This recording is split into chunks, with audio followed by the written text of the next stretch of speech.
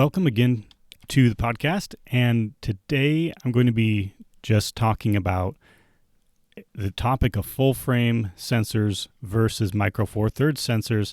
And if you've been on my channel before or my website, you know that most of the cameras that I have tested have been micro four thirds cameras. So the GH2, the G5, not the GH5, just the G5, the G7, the GH4, the GX85, the G85, and the GH5. And if you take a look at the cameras page here, so if you're on the Spotify podcast, there is a video version available. But if you're on YouTube, you can see what I'm talking about here. But if you're not, you can head over to silverlightphotoco.com and follow along also. So I'm going to the cameras page, and I'm just showing that you can see the different cameras that I have tested to create these lens sensor specific recipes have been micro four thirds cameras, except for some action cameras like some affordable GoPros and also the Panasonic FZ1000.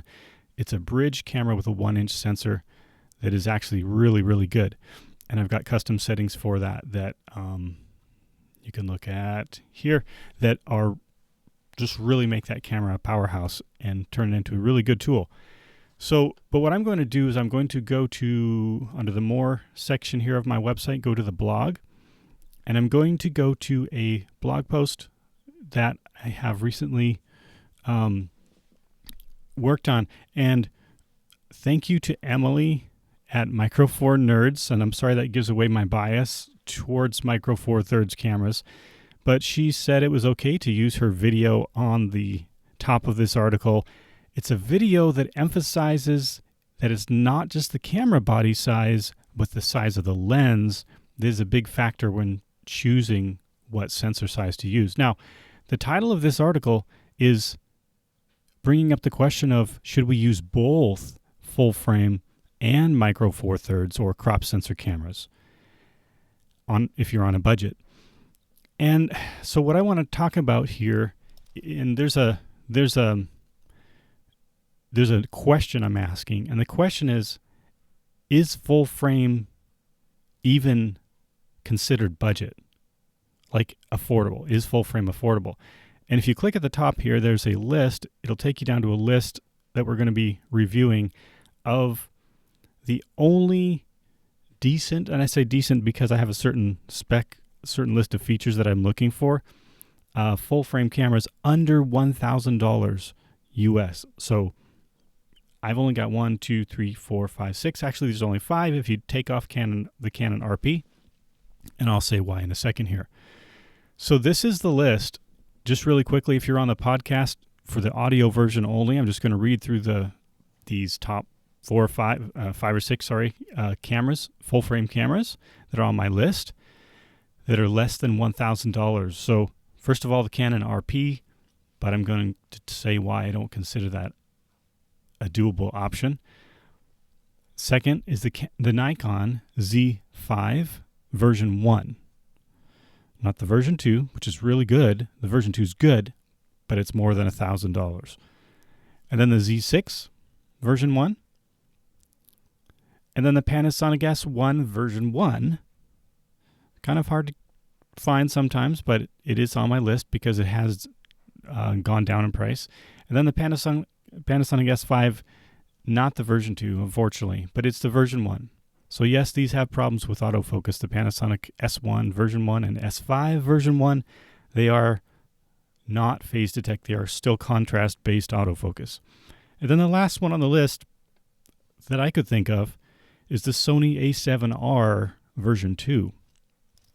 Now, I know the Sony A7 version 2 is something that you could say is in that price range, but the A7 version 2, I tried it. I bought it actually, had it for a few days. The video quality is so bad on the A7 II that I had to return it. So if you know of any other cameras that are full frame cameras that should be on this list that you think are good for this price range, let me know. On YouTube, you can put it in the comments. And Spotify, I think you can do that as well. But I'm just going to go through each one of these. And so starting with the Canon RP, why I don't think the Canon RP is worth it. So I recently saw Canon RP come up at a store that I do It's a pawn shop that I do like, and I talk to them. If you're in the Seattle area, it's called Pawn Express. And Pawn Express is in Kent, Washington, and they're really nice people to deal with. And they have a 90-day layaway plan, so you can, if they've got a good deal, you can sort of secure it and hold that pricing for 90 days, and buy it, add money to it, and once you pay the whole thing, you can take it home. But the point is, they had a Canon RP, and I almost was going to go for it, but let me tell you what's going on. So it's not just the fact that it only shoots 24p, although I could bring that up because I'd like to shoot in 30p, and a lot of people wouldn't agree, but I think 30p is a lot easier to synchronize your audio, because when you're manually synchronizing the audio, it really helps to have those just few more frames so that you can line it up. It's just easier to do. But also, I think it's a more realistic look, and with the new plugin that you can get from what is it called? I think it's called Newton, but it's a plugin that helps you go from a higher frame rate down to 24p if you want that look. It adds the blur and all that. So it's not required to shoot in 24p anymore, even if you want that look. So anyway, it's not that. It's the main thing that I don't like about the Canon RP, personally, is the fact that it does not have in-body image stabilization. And you'll notice all the rest of these cameras do. So the Nikon Z5 version 1, Z6 version 1, Panasonic S1 version 1, and the S5 version 1, and even the Sony A7R II, even though it's not the best stabilization, it's an earlier generation, it has it. And why do I consider IBIS, or in-body image stabilization, to be essential? Well, it's because, and if you're on the video here, you can see it's because of my concept of using a dual camera setup, which means that I'm putting 2 or 3 cameras on one tripod using a multi-camera cage. So I've got the picture up here if you're on YouTube, or the Spotify video version, and you can see that I just basically mount one camera on the bottom and then 1 or 2 cameras on the top. And the reason I do this, and these are right here in this example, were both Panasonic GX85s, and that's very important because that camera has probably the best in-body image stabilization that I've ever come across. And part of it is the weight of the body. The body's pretty heavy, and that does help a lot to keep it stable.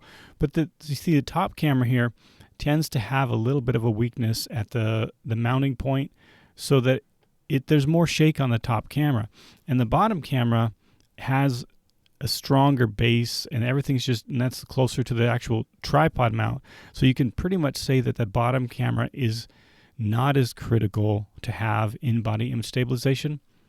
However, when I've been in some situations where there's a lot of wind down by the waterfront, I've got a lot of examples of that. I don't want to go to those right now, but it can be really critical when you're on location to have in-body image stabilization, even if you're not hand-holding it, but just on a tripod even. And I'm telling you, a lot of people say, oh, you can't use it on a tripod. Well, it does help. It helps a ton, especially when you're on the top of this dual camera cage. But back to these cameras that are on my list, the Canon RP is off my list now, and I should probably remove it on the website, but I just put it there to have people see that I've thought of it, And again, if you're on my website, this blog post is under More tab, and then go to the blog, going back to it again, and then it's the blog post named both full frame and micro four thirds on a budget? ? And so we'll go back to that, and then at the top of the page, you can click on this link that says a list of affordable full frame cameras, and that's what we're talking about. But first of all, to go to the top of this article, my question is, if full-frame cameras weren't so expensive, wouldn't everyone just buy full-frame cameras? And that's what the article talks about, comparing micro four thirds and crop sensors to full-frame. But this podcast, we're just talking about the fact that full-frame is expensive. So you have to kind of eliminate this first question before you can even deal with, should we use full frame? So now, back to that list of those 5 cameras. let's go to each of the cameras. First, let's go to the Nikon Z5. And if you click here, there is an affiliate link. And I do have a disclaimer just at the top of this article that says, hey, if you're going to, I'm sorry about that. I'm just trying to find the disclaimer.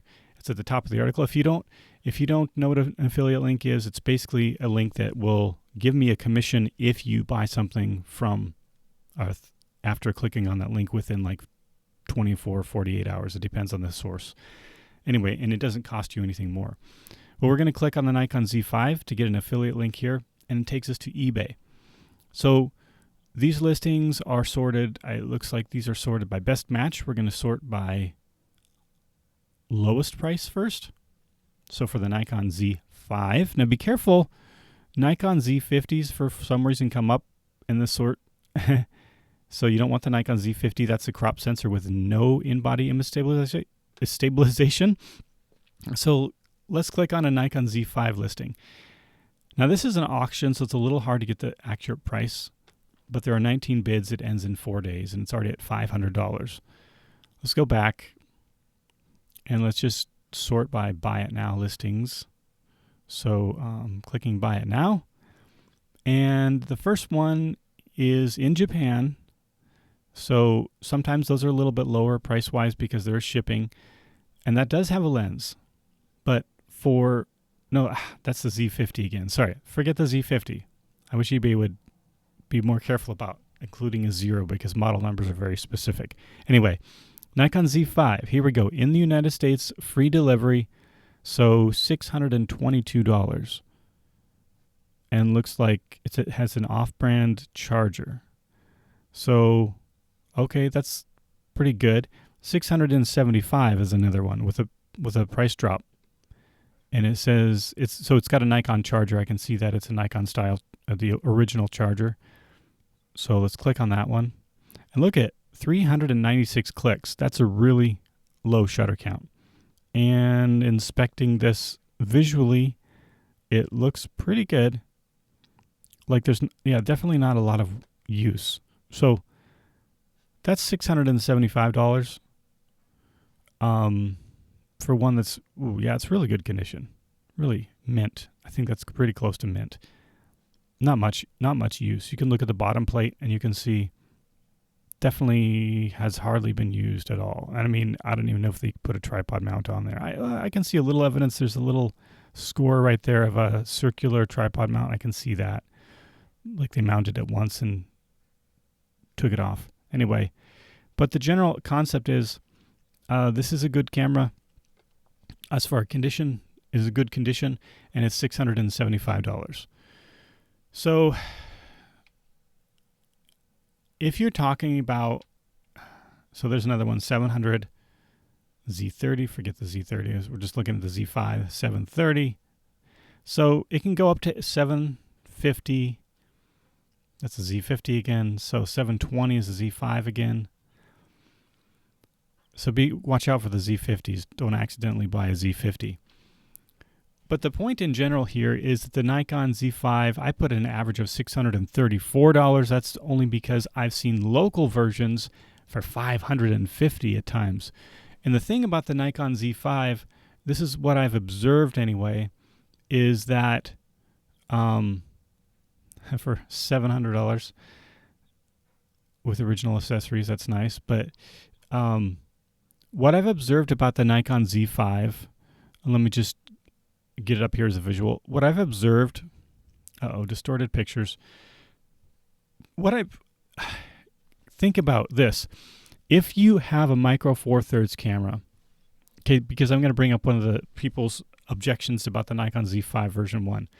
If you have a Micro Four Thirds camera, and this is a full frame camera, but if you have a Micro Four Thirds camera that has a 2.0 crop, the main complaint about the Nikon Z5 version 1 is that this sensor, being a full frame sensor, actually in video mode has a 1.7 crop in video mode. So 1.7 crop is like, in 4K video mode. That's getting close to Micro Four Thirds. It's not Micro Four Thirds. Micro Four Thirds is 2 times crop. But that's the main complaint I think people have about the Z5 version 1, except for the fact that it shoots in 30p only, which I don't mind, like I said. People complain about the Canon RP shooting only 24p, and then they complain about the Nikon Z5 version 1 only shooting 30p. It's like they want both, but yet you're only going to shoot one or the other. So if you're really a 24p person, don't complain that it only has 24p. Or if you like to shoot in 30p like I do, then don't complain that it doesn't have 24p. So I don't, So Z5 has 30p in 4K recording mode and a 1.7 crop. Okay, now let's talk about the Nikon Z6 version 1. The second opportunity. I call it an opportunity because it's less than $1,000, okay? We're trying to see if full frame, the question we're trying to ask is full frame right now, as of December 2025, affordable at all? Well, the Nikon Z6 version 1. Okay, I've actually seen the Nikon Z6 for the same price as the Z5 quite often, version 1. And if that was the only question, the Nikon Z6, yes, is a better camera. Let me close a few of these other windows from the Z5 so we can just look at the Z6 version 1. So if you just look at this camera, Z6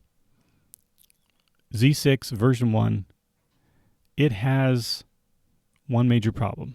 So it's got a full frame sensor and all that. Oh, that's got some dust on it. But if you look at, well, they're not going to show the memory card slot because that's the problem with it. The memory card slot only, not going to show it. It only has one card. Wish they would show it because that's the major problem. But the point in general is that the Nikon Z6 has no SD card slot. It only has the expensive CF Express. And so if you're talking about budget and then you have to spend another $100 per memory card, it's kind of like that money spent is not something you can do if you're still in the budget realm, okay? So that's my opinion. But the positive thing about this, I don't think there's as much of a crop. I said no crop in 4K video mode. There might be some, but I'm just saying it does not have the 1.7 crop that the Z5 does. But again, going back to the Z5 having a 1.7 crop in 4K video mode, I don't mind that because I'm used to using Micro Four Thirds. So just comparing what you can get for $600, it's still a great camera if you think about the fact that you're only having a 1.7 crop, whereas a Micro Four Thirds is a 2x crop. I mean, is it usable? For me, I think it would be. But anyway, I don't want the Z6 version 1 because of the fact there's no SD card slots. But why is the Z5 better? It's got two SD card slots. Good job, Nikon. They did a good job putting two SD card slots in a lot of their cameras, and even back to the D7000 series. So, but now let's move on to the Panasonic S1 version 1. So remember, S1 version 1 and S5 version 1 both have contrast detect autofocus. So it's before phase detect came out on the Panasonic S5 version 2. So the question is now, for the Panasonic S1, $875, or the S5 around the same price, average. They both have good IBIS, and they both have bad autofocus. But they're under $1,000. And this is the main consideration we're talking about in this podcast is why, or are they affordable? So you have bad autofocus. And by the way, let's go back to the Nikon Z5 version 1. There's some videos where it talks about the firmware updates, how the autofocus has been improved quite a bit in video mode and still mode also, but in video mode. So the Nikon Z5 has pretty good autofocus in video mode now. Just keep that in mind. That's what I forgot to mention about the Canon RP. Canon has typically had a good reputation for the dual pixel autofocus. However, in the 4K video recording mode, the Canon RP goes back to contrast based. Why would you do that? I don't know. Sounds a little bit like, anyway, on purpose. Anyway, so Nikon Z5, good autofocus, pretty good. Z6 version 1, also good. Panasonic full frame under $1,000, still without good autofocus. S1 and S5.